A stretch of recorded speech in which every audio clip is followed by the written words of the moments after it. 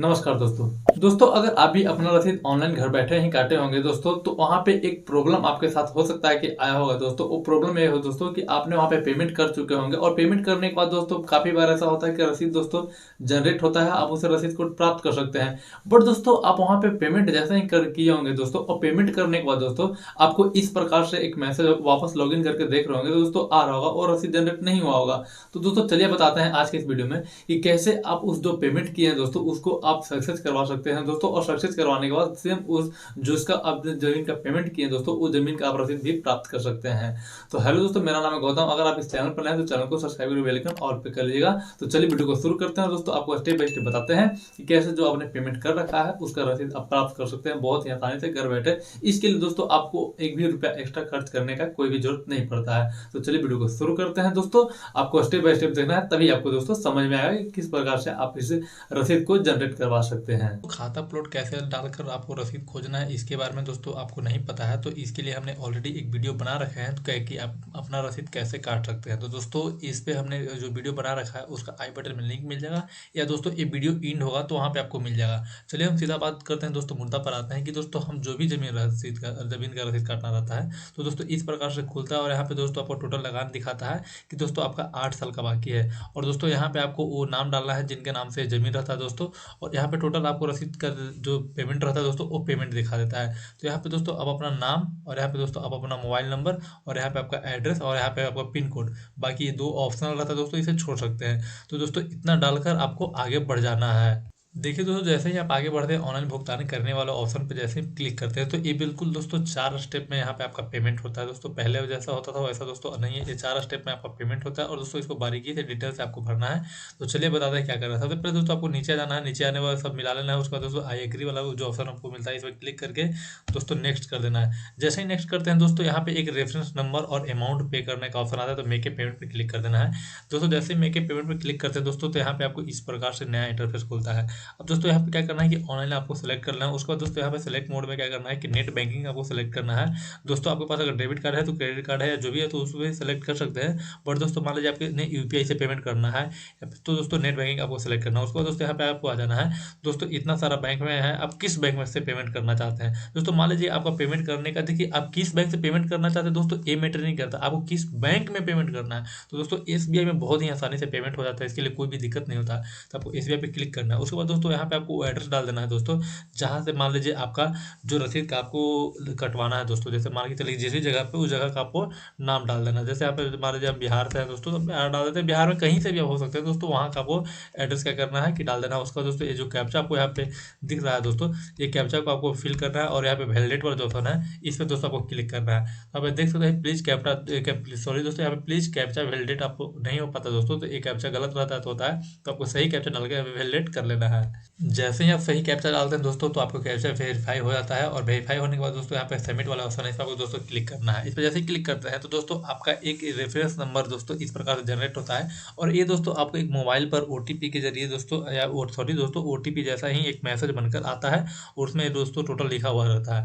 यहाँ पे दोस्तों आपको क्या करना है, प्रोसीड टू पे वाला ऑप्शन पे क्लिक कर देना है। इस पर जैसे आप दोस्तों क्लिक करते हैं तो आपको दोस्तों सिंपल सा एसबीआई का इंटरफेस खुल जाता है दोस्तों, कि आपको एसबीआई में किस चीज़ से पेमेंट करना है। जैसे कि दोस्तों आपको डेबिट कार्ड से पेमेंट करना है, या दोस्तों आपको क्रेडिट कार्ड से पेमेंट करना है दोस्तों, या फिर एसबीआई नेट बैंकिंग से पेमेंट करना है, या यूपीआई से दोस्तों। इसमें से किसी से भी पेमेंट करते हैं तो आपको एक भी रुपये का एक्स्ट्रा चार्ज नहीं लगेगा। बट दोस्तों आपको अगर यहाँ से क्रेडिट कार्ड से पेमेंट करते हैं तो आपको 14 रुपया 16 पैसा का एक्स्ट्रा चार्ज लगता है। तो दोस्तों सबसे आसानी रहता है यूपीआई, तो दोस्तों यूपीआई वाला ऑप्शन आपको क्लिक कर देना है। अब दोस्तों यहाँ पे आपको दो ऑप्शन मिलता है, पहला दोस्तों यूपीआई के आईडी के जरिए और दूसरा क्यूआर कोड। तो दोस्तों सबसे अच्छा और आसान रास्ता रहता है वो रहता है दोस्तों क्यूआर, की इस पर जैसे सेलेक्ट करते हैं तो आपके सामने क्यूआर जनरेट होगा आता है। अब दोस्तों एक क्यूआर जनरेट होकर आपके सामने आ गया, तो दोस्तों इस पे आपको क्या करना है कि सीधा स्कैन कीजिए, पेमेंट कर दीजिए दोस्तों। इसमें आप स्कैन करके जैसे ही आप पेमेंट करते हैं तो दोस्तों यहाँ पे पेमेंट सक्सेस हो जाता है।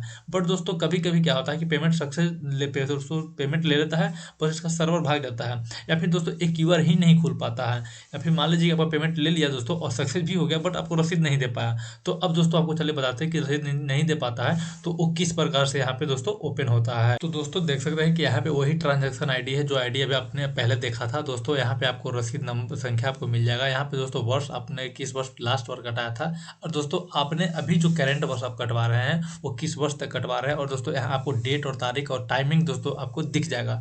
अब दोस्तों यहाँ पे आपने मान लीजिए पेमेंट कर दिया और सर्वर वहाँ पे किसी कारण फेल होता है तो दोस्तों इसी प्रकार से आता है। अगर आपने पेमेंट नहीं किया है तो दोस्तों आपको यहाँ पे फिर भी पेमेंट इसी प्रकार से खुलता है कि आपका फेल हो गया। बट दोस्तों आपको इस समय पेमेंट कर दिए हैं और इस प्रकार से आ रहा है तो इसको कैसे क्लियर कर सकते हैं। सबसे पहले तो देख सकते हैं यहाँ पर दोस्तों लिखा हुआ आता है कि यहाँ क्लिक करें। इस पर जैसे आप दोस्तों क्लिक करते हैं तो आपको दोस्तों सबसे पहले सारा डिटेल्स ओपन होता है कि आपने यहाँ पे क्या पेमेंट किया था, कौन सा ट्रांजेक्शन आईडी, वो सब होता है। यहाँ पे आपको दोस्तों क्लिक करते हैं तो पिछला भुगतान का जो आपको आईडी रहता है दोस्तों वो यहाँ पे आपको दिखाता है कि आपने पिछला भुगतान दोस्तों कैसे किया था। तो दोस्तों यहाँ पे आपको क्लिक करके दोस्तों यहाँ पे क्या करना है, स्थिति का विवरण देखना है। तो इस पर जैसे आप क्लिक करिएगा तो दोस्तों आपका जो भी पेमेंट किया हुआ रहेगा वो दोस्तों यहाँ पे सक्सेस है या नहीं है दोस्तों ये दिखाएगा। चलिए दोस्तों बात मान लेते हैं कि ये मेरा पेमेंट किए और सक्सेस हो गया और दोस्तों ये रसीद नहीं दिया तो इसे कैसे ठीक कर सकते हैं। तो इसके लिए सबसे पहले दोस्तों आपको बैक आ जाना है। देख सकते हैं कि आपका ट्रांजेक्शन आईडी यहाँ पे व्यू चलाना है दोस्तों। पेमेंट आपको स्टेटस यहाँ पे देख सकते हैं फेल दिखा रहा है, ये दोस्तों पेमेंट स्टेटस सक्सेस भी रहेगा फिर भी दोस्तों इस प्रकार से दिखाता है। तो इसे कैसे ठीक कर सकते हैं चलिए अब उसके बारे में दोस्तों थोड़ा सा आपको बताते हैं। अगर आपका पेमेंट कट जाता है और सक्सेस नहीं हो पाता है उसके लिए सबसे पहला स्टेप अपनाना है दोस्तों कि आपको यहाँ पे तुरंत पेमेंट नहीं करना है दोस्तों। ये अभी मान लीजिए आपने अगर अभी पेमेंट कर दिया तो दोस्तों इसके लिए आपको 24 घंटा का वेट कर लेना चाहिए दोस्तों। यहाँ पे क्लियर तो दोस्तों कहीं पे लिखा हुआ आपको नहीं मिलेगा कि आपको कितना घंटा का वेट करना चाहिए, बट दोस्तों हमारे हिसाब से इसको आपको बता दें कि 24 घंटा वेट कर लीजिएगा। तो ये दोस्तों ऑटोमेटिक कभी कभी जनरेट हो जाता है, बट दोस्तों कुछ केस में ऐसा होता है कि काफ़ी लंबा टाइम हो जाता है, जैसे 1 हफ्ता भी हो गया, 10 दिन भी हो गया, फिर भी जनरेट नहीं हो पाता है। उसके लिए दोस्तों को क्या करना है कि वापस से आपको दोस्तों ऐसे ही आना है और यहाँ पे आपको सेम वही नाम और वही फ़ोन नंबर और वही दोस्तों सब कुछ डालना है। और जहाँ पे आप दोस्तों अभी देखा पेमेंट के ऑप्शन तक हम गए तो दोस्तों आपको पेमेंट के ऑप्शन तक जाना है, QR कोड को जनरेट करना है और दोस्तों वहाँ पे आपको पेमेंट नहीं करना दोस्तों, कैंसिल हो जाना है। जैसे ही कैंसिल करते हैं तो दोस्तों इस प्रकार से यहाँ पे जैसे 1 नंबर आ रहा है दोस्तों, इस प्रकार से 1 नंबर और जुड़ जाएगा, 2 नंबर हो जाएगा और वहाँ पे आपको दोस्तों पेमेंट फेल का ऑप्शन जो अब दिखेगा जो अभी आपको दिखा।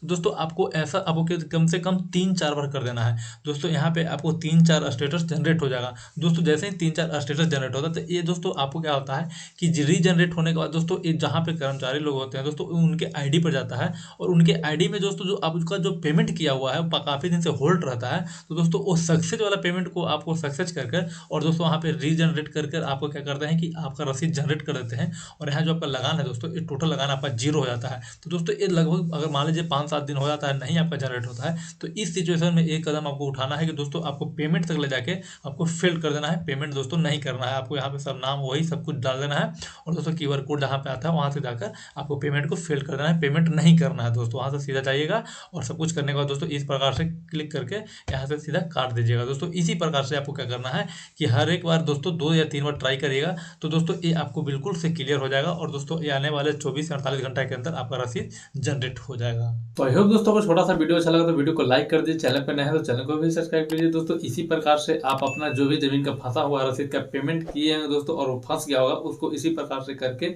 आप जनरेट करवा सकते हैं दोस्तों। कुछ दिन में आपका रसीद जनरेट हो जाता है।